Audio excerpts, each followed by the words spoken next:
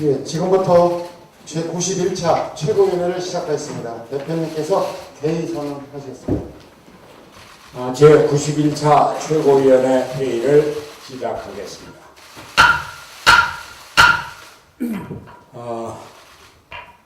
오늘도 최고위원회 위원들이 많이 참석을 못했습니다. 하루빨리 우리 최고위원회 당무가 정상화되기를 기대하고 최고위원 여러분들이 최고위원회에 참석하고 당무에 적극 참여해 주시기를 부탁드립니다. 저는 오늘 당원 제22조와 23조에 의거해서 바른미래당의 지명직 최고위원 두 분을 지명합니다. 지명할 최고위원은 주승용 현 국회 부의장님과 문병호 현 바른미래당 인천시당 위원장이십니다.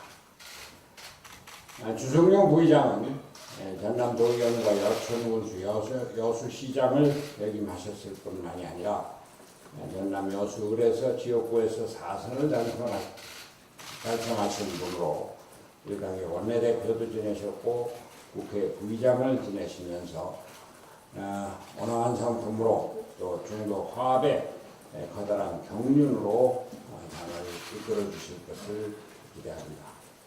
문병호 위원장은 인천 부평갑의 지역구에서 대선을 지내셨고 국민의당 시절에는 최고위원과 전략홍보본부장 등으로 활동을 해주신 바 있습니다.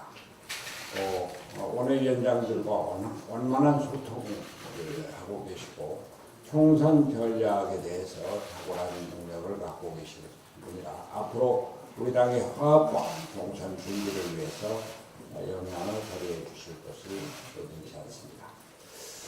그동안 제가 최고위원을 임명하지 않았었던 것은 여러 차례 말씀을 드렸습니다만 우리가 당의 외연을 넓히고 새로운 인재를 영입하기 위해서 그리고 내년 총선에 대비한다고 하는 그런 차원에서 기다렸었습니다.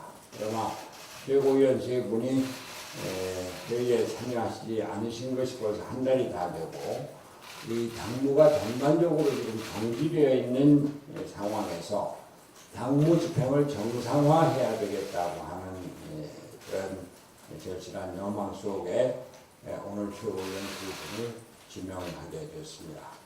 오늘 지명되신 최고위원들께서는 무엇보다도 당의 화합을 위해서 또 총선 준비를 위해서 적극적으로 활동해 주시기를 기대합니다. 오늘 주승용 최고위원 여수에서 지역 활동을 하고 계시고 또 문병호 최고위원도 지역 활동에 있어서 참석을 못해 주셨습니다만 다음 금요일에 참석을 해 주실 것입니다. 최고위원회 계속 불참하고 계신 최고위원 세 분께도 당부의 말씀을 드립니다. 당의 화합을 방해하고 분열을 조장하는 행위, 이것은 결코 당에 도움이 되지 않습니다. 당무에 복귀를 해 주실 것을 당부드립니다. 또 우리 바른미래당이 선거제 개혁, 또 이를 위한 패스트트랙의 주도적인 역할을 해왔습니다. 그리고 그것을 성공적으로 이끌었습니다. 바른미래당은 우리나라 정치 개혁의 선봉장으로 중심으로 정치를 새롭게 이끌어가야 할 책임을 갖고 있습니다. 우리는 한 마음으로 뭉쳐서 단합된 모습으로 한국 정치의 새판을 짜고자 합니다.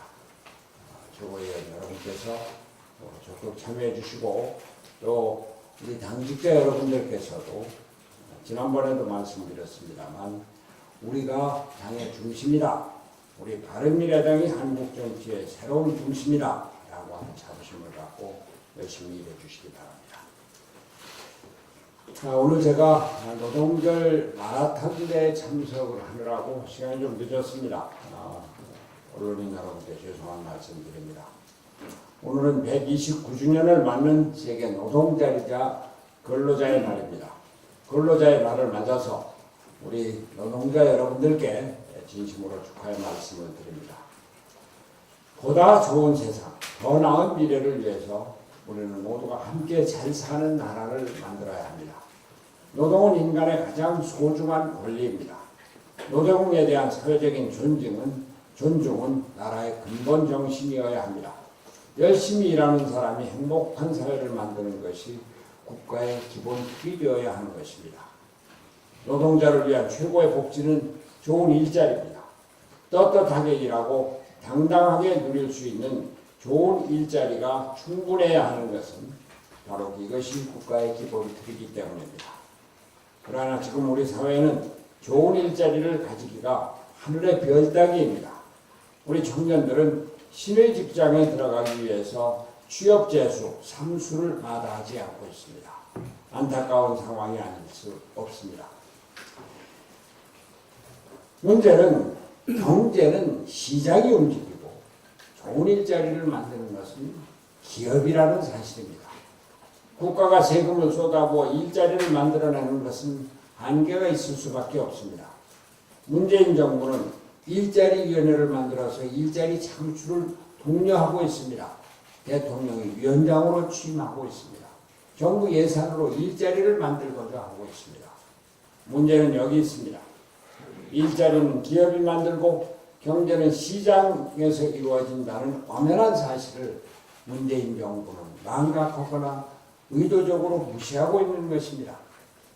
계획경제에 의해서 정부가 경제 성장을 주도하던 시대는 지났습니다. 민간 기업이 경제를 이끌어가고 있으며 기술 개발도 민간 기업이 주도하고 있습니다. 정부는 기업이 활발하게 일할 수 있게 그 환경을 만들어주면 되는 것입니다. 규제와 간섭만 풀어주면 경제활동은 기업이 하는 것입니다. 문재인 대통령은 어제도 경기도 화성의 삼성전자 반도체 공장을 찾았습니다. 잘한 일입니다. 대통령의 기업의 현장을 찾아 기업 활동을 독려해주고 사기를 진작시키는 일은 대단히 중요합니다. 올해 들어서 문 대통령이 기업과 경제 현상을 찾는 것은 아주 바람직한 일입니다. 정부의 친기업 마인드를 홍보하여 기업의 투자 의욕을 높이고 일자리 창출에 기여할 수 있다는 면에서 높이 평가합니다. 그러나 대통령의 이러한 행보가 자칫 정부의 홍보 활동에 그치고 더구나 불필요한 정부 간섭으로 확대 발전된다면 이것은 큰일입니다. 문재인 대통령은 삼성전자를 방문해서 시스템 반도체 비전 선포식을 갖고 한국을 종합반도체 강국으로 육성하겠다는 비전을 발표했습니다. 지난 1월에는 문재인 대통령이 울산을 방문해서 수소경제 시대를 선포했습니다. 현대자동차가 수소차 개발을 해서 이것을 지원하겠다고 하는 뜻으로 울산에 가서 수소경제 비전 선포식에 참석을 했습니다만 마치 정부가 수소경제를 주도한다는 인상을 준 것이 또한 사실입니다. 정부가 예산을 조금 지원한다는 것으로 정부 주도의 경제정책으로 둔갑시키고 그것을 통해서 간섭을 하고 그것이 규제 확대로 나가면 이것은 정부가 돕는 것이 아니라 오히려 방해를 하는 결과가 나타날 것입니다. 정부는 정부 주도의 경제정책을 이제는 버려야 합니다. 실패한 소득주도 성장정책 이제는 폐기해야 합니다. 정부가 이제는 좀 솔직해질 필요가 있습니다. 기업을 방문해서 기업 총수를 만나는 것으로 친기업 마인드를 일으킬 수 있다? 어림없는 소리입니다. 정부가 해야 할 일은 경제정책, 경제 철학을 분명하게 바꾸어서 시장 경제를 확실히 하겠다. 그것에서 부족한 것은 사회 안전만 확충으로 패자 부활전을 도모하겠다라고 경제정책을 확실히 해주는 것입니다. 불필요하고 오히려 기업에게 간섭만 되는 일자리위원회 이제는 폐지하십시오. 소득주도 성장위원회도 이제 폐지하시고 불필요한 간섭과 규제로부터 기업을 해방시켜 주십시오. 정부 주도로 무슨 비전 선포하는 것이 중요한 것이 아닙니다. 그것은 기업들이 하고 있으니까 기업에게 맡겨주십시오. 가능하면 정책실장도 없애고 청와대를 슬림화시켜 주십시오. 그것이 경제를 살리고 오늘 노동절을 맞이해서 노동자들의 일자리를 확보하고 늘리는 길입니다. 노동과 일자리에 왕도가 없습니다. 시장이 잘 돌아가고 기업이 활력 있게 움직여서 투자를 하면 그 투자를 시행하기 위한 사람들을 뽑는 것이 일자리 확충 정책입니다. 정부는 이를 위한 환경 조성에만 힘을 써주면 되는 것입니다. 이상입니다. 네, 원내대표입니다. 선거제 개혁과 공수처 법안 등 패스트트랙 절차가 완료됐지만 그 과정에서 벌어진 극심한 대치와 갈등은 아직도 현재 진행 중입니다. 이미 그 실효성에 문제가 있었던 청와대 청원 게시판에는 정당을 해산해달라는 경쟁이 붙었습니다. 민주당과 한국당은 서로 수십 명에 달하는 고소 고발을 하고 있습니다. 한국당은 극렬한 반대를 이어가고 있습니다. 이것은 민주당이 여당으로서의 정치력을 발휘하고 협치를 주도하지 못했기 때문입니다. 한국당은 개혁과 관련한 모든 사항에서 대화 자체를 회피하고 반대로만 일관해왔기 때문입니다. 이제라도 정치 발전과 사회제도의 개혁을 위해 여야가 머리를 맞대고 진지한 자세로 대화를 통해 풀어가야 합니다. 선거제도 개혁과 공수처 법안 등이 여야 합의 처리될 수 있도록 협상을 서둘러야 합니다. 그러기 위해서 한국당은 협상에 대한 진정성 있는 태도를 보여야 합니다. 한국당이 대화의장에 나올 수 있도록 원내 일당인 여당은 더 책임있는 자세로 정치력을 발휘해야 합니다. 한국당이 요구하고 있는 개헌 문제도 책임있는 자세로, 열린 자세로 임해야 할 것입니다. 먼저 저는 여야 3당 원내대표가 다시 한자리에 모여서 국민께 국회의 사태에 대해서 사과하고 아쉬웠던 것을 풀어내야 합니다. 통 큰 결단으로 협상을 이어나가야 합니다. 일단 만날 것을 제안합니다. 만나야 대화를 하고 협상도 합니다. 종국에는 합의를 만들어낼 수 있습니다. 여야 3당 교섭단체 원내대표가 지금이라도 조속히 만나서 허심탄회하게 대화하고 국회의 많은 문제들을 풀어나갈 것을 제안합니다.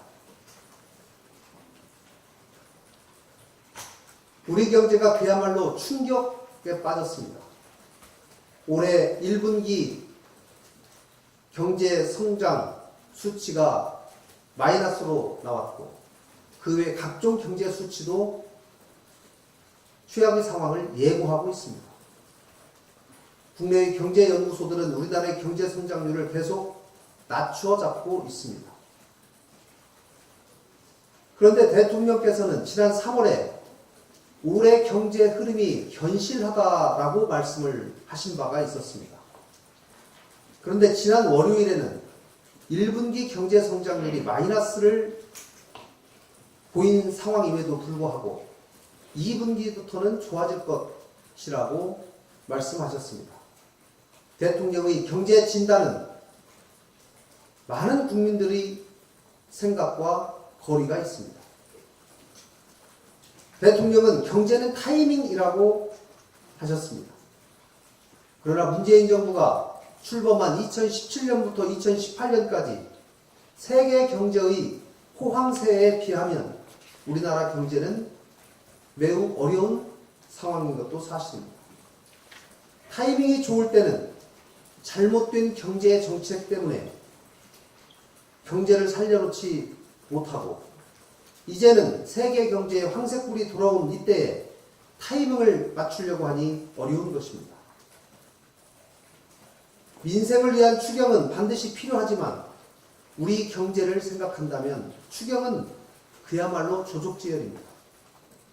오히려 경제 실패와 무능을 감추려는 생색내기에 불과합니다. 작년에 올해 추경 예산 없다고 하면서 슈퍼 예산 470조를 편성했고 아직 집행률도 40%에 불과합니다. 경제는 심리입니다. 지금 대통령과 정부가 해야 할 일은 심리적으로 위축된 시장 경제의 상황을 풀어주는 것입니다. 어제 대통령께서 삼성전자의 사업장을 방문한 일은 환영할 만한 일입니다. 그러나 보여주기에 그쳐서는 안 됩니다. 바른미래당은 수차에 걸쳐서 제안했습니다.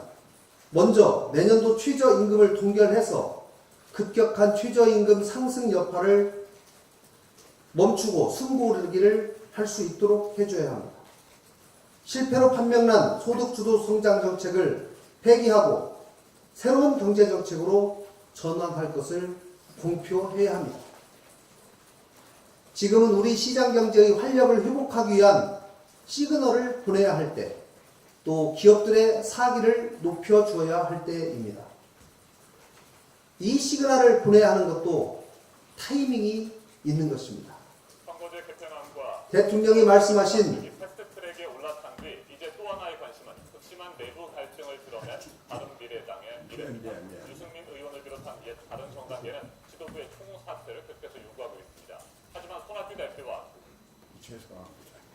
네, 대통령께서 말씀하신 경제는 타이밍이라는 말은 바로 이럴 때 성립되는 것입니다.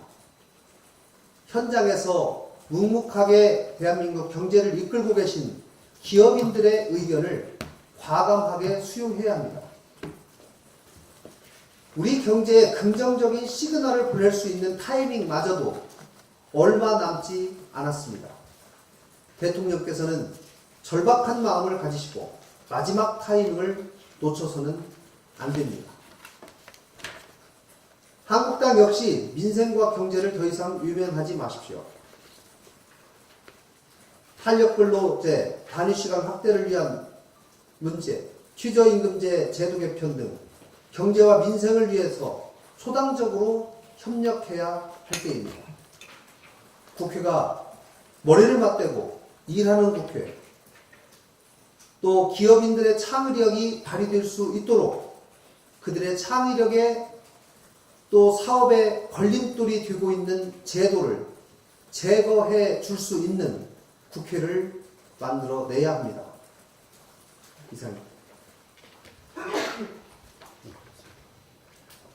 다른 공개 발언이 없으므로 비공개로 전환하겠습니다.